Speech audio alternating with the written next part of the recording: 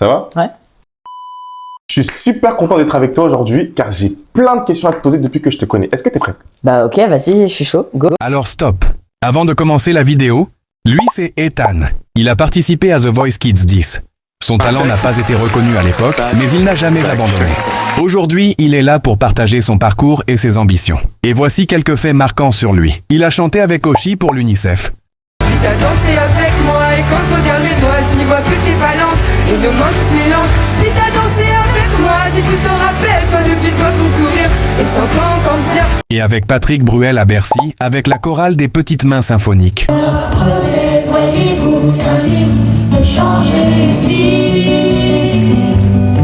Et me rapprenez, voyez-vous, qu'un livre peut être un ami.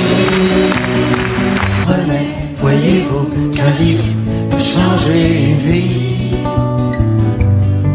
Elle leur apprenait, voyez-vous, qu'un livre peut être un ami.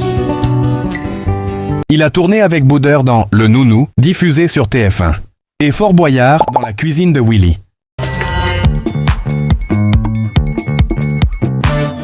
Prêt comme jamais. Allez-y, très bien, très bien. Normalement, les escargots, c'est souvent cuit ou des trucs comme ça. Alors que là, c'était pas cuit. Quand tu l'as dans la bouche et quand tu l'avales, t'as une sensation, mais... Qu'est-ce qui se passe, Ethan? C'est l'émotion? Oui, c'est ça. C'est l'émotion, c'est ça. Ah, il est en train de tricher, Ethan, je l'ai vu là. Le petit morceau que t'allais jeter là, oui, je l'ai Non, vu c'est là. rien, ça. Attention, j'ai... Ouh! Il est guitariste au sein du Big Bang Jazz et soliste au sein des Petites Mains Symphoniques. Et maintenant, on peut reprendre. Ouais, je suis pas très fort en ça, mais vas-y.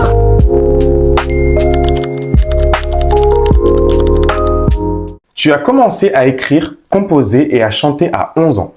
Qu'est-ce qui t'a donné envie de te lancer dans la musique? Ce qui m'a vraiment motivé à me lancer vraiment dans la musique, c'est après mon départ de The Voice Kids, depuis que les coachs sont pas retournés, ça m'a donné une rage et une force en me disant faut que j'écrive des chansons pour leur montrer que je peux faire quelque chose. Mais moi, je prends vraiment pas The Voice Kids comme un échec. Au contraire, c'est vraiment une expérience parce que là-bas, j'ai pu rencontrer plein de personnes, notamment Tim et Gabriel, qui sont vraiment des amis proches maintenant, je trouve. Big up à vous. Ouais, gros big up. Au départ, tu étais dans un univers très guitare-voix. Ouais, au début, j'avais que ma guitare. C'est à ce moment-là que tu as écrit et composé ton premier titre, Je ne serai jamais. Ouais, exactement, c'est ça. Ensuite, il y a eu comme un virage quand tu as commencé à écouter Orelsan. Qu'est-ce qui t'a fait accrocher à lui? Orelsan, c'est vraiment l'écriture, c'est vraiment l'ambiance, c'est un univers, quoi. C'est une personnalité, on aime, on n'aime pas. Et depuis que j'ai regardé son documentaire, je me suis beaucoup mis au piano. J'ai un peu quitté la guitare et j'ai fait plus de chansons au piano, quoi. Ok, super tout ça. À ce moment-là, tu as aussi été repéré dans des tremplins musicaux. Est-ce que c'est bien ça? Ouais, carrément. Le meilleur tremplin pour moi, c'était clairement Plus de talent. Parce que là, j'ai eu la chance du coup d'y aller 3 fois. Une fois en tant que reprise junior et 2 fois en tant que création, où j'ai pu faire mes titres Je ne serai jamais. Et le pire dans tout ça, c'est que je saurais jamais si toi aussi tu m'aimais et que tu m'attendais. Et le pire dans tout ça, c'est que je saurais jamais. Je regrette. Et Société. L'impression la vie est fade, rien à faire pour la sauver. Dans ce petit monde de merde, pour y croire, faut juste prier. Et là-bas, on a des gros bons conseils de, par exemple, j'ai pu rencontrer Laurence Cohen, Guillaume Muller, Sab ou même encore Pierre-Gilles d'Horizon, qui est d'ailleurs le directeur artistique de Big Flo Oli et plein d'autres personnes. Stylé tout ça.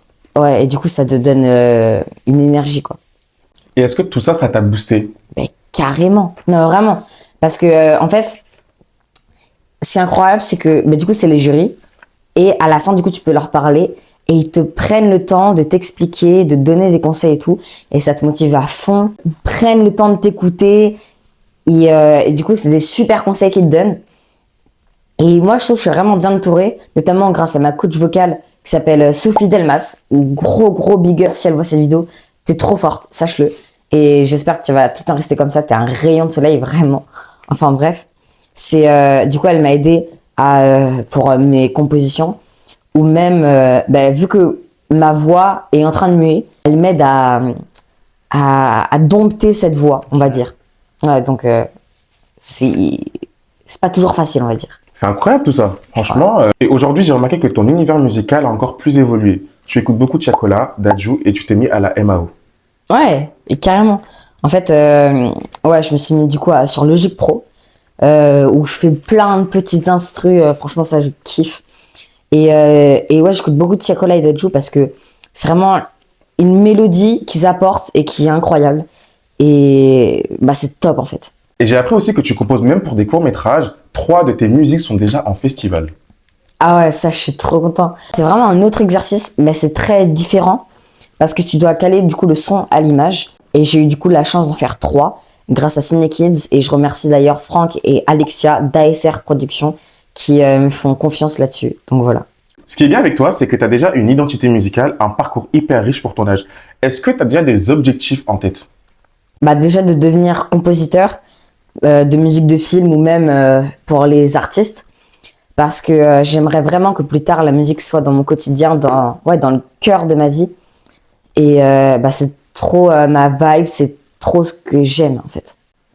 Et ça, je te le souhaite. Et pour finir, je voulais parler de ton dernier défi, ton challenge ukulélé en Thaïlande cet été. 20 jours, une vidéo par jour. Parle-nous-en.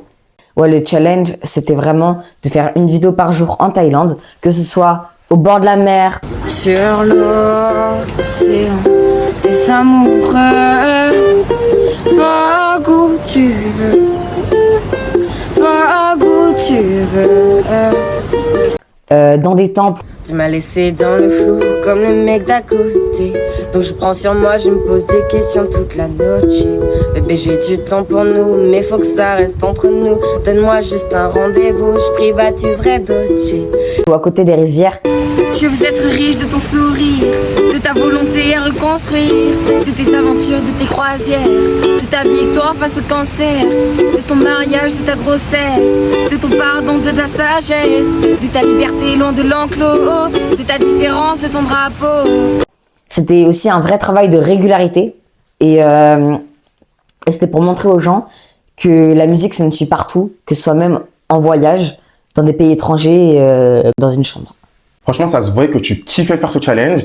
Et pour ceux qui nous regardent, n'hésitez pas à nous donner plein de challenges, défis que vous voulez que Ethan puisse réaliser. Ouais, franchement, exploser la barre de commentaires et même donner des défis à Marvin. Je suis sûre qu'il pourrait prendre des beaux défis. En tout cas, merci Ethan d'avoir accepté de faire cette vidéo avec moi. Ouais, bah, Et- merci beaucoup à toi, Marvin, de m'avoir invité. C'était top, en tout cas. Avec plaisir. Et franchement, j'ai hâte de te revoir. Et franchement, on se reverra forcément pour une prochaine vidéo ou pour un nouveau défi.